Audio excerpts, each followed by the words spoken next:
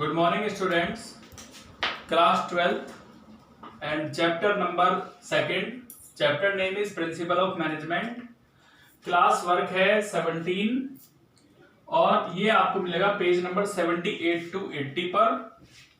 आज next principle करते हैं और उसमें प्रिंसिपल नंबर 12 है stability of tenure of personnel.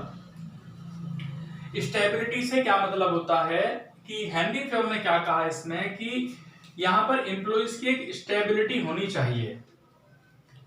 Stability से मतलब है कि उसकी जॉब सिक्योरिटी होनी चाहिए।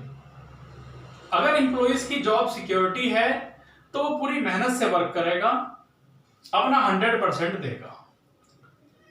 लेकिन अगर एम्प्लॉइज की जॉब सिक्योरिटी नहीं है, इनसिक्योरिटी वो महसूस करता है, तो वो प्रॉपर तरीके से वर्क नहीं कर पाएगा, अपना 100% नहीं दे पाएगा।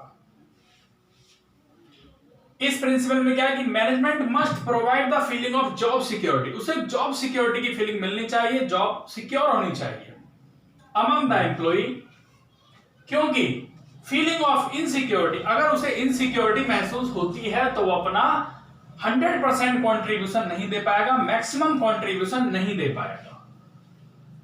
कुछ इसके पॉइंट आते हैं यहां पर। Improve efficiency level of employee, उससे क्या होगा कि अगर एम्प्लॉइज को लगता है मैं 100% सिक्योर हूं तो वो अपने प्रॉपर तरीके से वर्क करेगा, वो अपना 100% देने की वहां पर कोशिश करेगा। और उसका टर्मिनेशन नहीं होना चाहिए। टर्मिनेशन मतलब कि उसे जॉब से हटाना या बार बार ट्रांसफर करना। एम्प्लॉइज का हमने क्या किया, जॉब से हटा दिया या उसका ट्रांसफर कर दिया, तो उससे क्या होगा कि उससे एक तो वेस्टेज ऑफ टाइम होता है और दूसरा एनर्जी वेस्ट होती है। तो ये चीजें यहां पर नहीं होनी चाहिए। किसी भी ऑर्गेनाइजेशन के लिए टर्मिनेशन एक अच्छा संकेत नहीं है कि अगर एम्प्लॉइज को हम हटा रहे हैं, क्योंकि फिर उन्हें अपॉइंट करना पड़ रहा है, फिर हटाना पड़ रहा है, तो ऐसा नहीं होना चाहिए। यानी कि टर्मिनेशन और ट्रांसफर बार बार नहीं होना चाहिए जब तक कि बहुत ज्यादा जरूरत ना हो जाए। क्योंकि अगर हम एम्प्लॉइज का ट्रांसफर करते रहेंगे तो उससे क्या होगा, उससे ये होगा कि जो सीख रहा है वो सीख नहीं पाएगा, क्योंकि जॉब पे भी आया था, सीख रहा था, इतना ही हमने उसका ट्रांसफर कर दिया। तो उसे सीखने का टाइम मिलना चाहिए जिससे वो प्रॉपर वर्क को सीख सके। तो इसमें आता है improve efficiency level of employee, employees का एफिशिएंसी लेवल बढ़ेगा। No wastage of time and resources, time wastage नहीं होगा, रिसोर्सेज का वेस्टेज नहीं होगा, संसाधन का वेस्टेज नहीं होगा।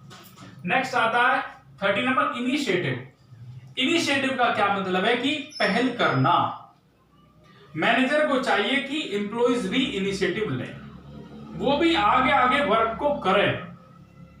और अगर कोई प्लान बनाया जाता है, अगर कोई योजना बनाई जाती है, तो एम्प्लॉइज भी अपने आइडियाज दें, सुझाव दें, जिससे कि अगर उनके आइडियाज अच्छे हैं तो वो भी हम इंप्लीमेंट कर सकें। लेकिन अगर एक बार प्लान बन जाता है, अगर इंप्लीमेंट हो जाता है, तो फिर उसमें चेंज हमें नहीं करना है, फिर उसी को ही हमें फॉलो करना है, उसी को ही फिर सभी एम्प्लॉइज को फॉलो करना चाहिए। Initiative refer to self motivation, उन्हें क्या मिलता है, मोटिवेशन मिलता है। फेवल ने क्या सजेस्ट दिया कि employee in the organisation must be given opportunity, कि उन्हें अपॉर्चुनिटी मिलनी चाहिए, उन्हें अवसर मिलना चाहिए कि वो प्लान को एग्जीक्यूट कर सकें। उससे क्या होता है, इमेंस सेटिस्फैक्शन मिलता है एम्प्लॉय को। तो मैनेजर को उनके सजेशन को, सुझाव को, आइडियाज को उनका वेलकम करना चाहिए, स्वागत करना चाहिए। एग्जाम्पल में यहां पे क्या है, before setting up the plan, जब मैनेजर प्लान बना रहा है तो उसे एम्प्लॉइज से भी सजेशन लेने चाहिए, एम्प्लॉइज से भी आइडियाज लेने चाहिए, और ज्यादा से ज्यादा वो एम्प्लॉइज अपना पार्टिसिपेशन करें, अपनी भागीदारी ज्यादा से ज्यादा यहां पे करें। लेकिन एक बार प्लान बन जाने के बाद हर एम्प्लॉय को इसे फॉलो करना चाहिए।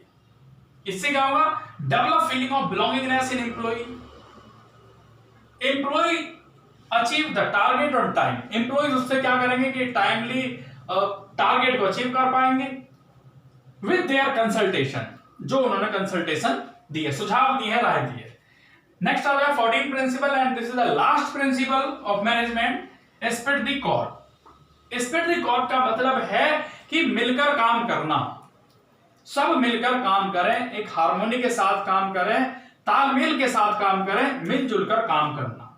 Management must encourage and promote their spirit, unity and harmony, unity के साथ काम करना, हार्मोनी के साथ काम करना, जिस कोऑर्डिनेशन, सब तालमेल बना के काम करें, एक दूसरे को कोऑपरेट करें ऑर्गेनाइजेशन में। इसमें क्या, जैसे एग्जांपल लेते हैं, मान लीजिए प्रोडक्शन मैनेजर है, उसे 100 यूनिट बनानी है, उसने 100 यूनिट बनाने का काम 10 एम्प्लॉइज को दिया, तो हर एम्प्लॉइज ने 10-10 यूनिट बांट लिए। अब इंडिविजुअली वो वर्क कर रहे हैं, तो कितने यूनिट पूरे करने हैं? 10 यूनिट।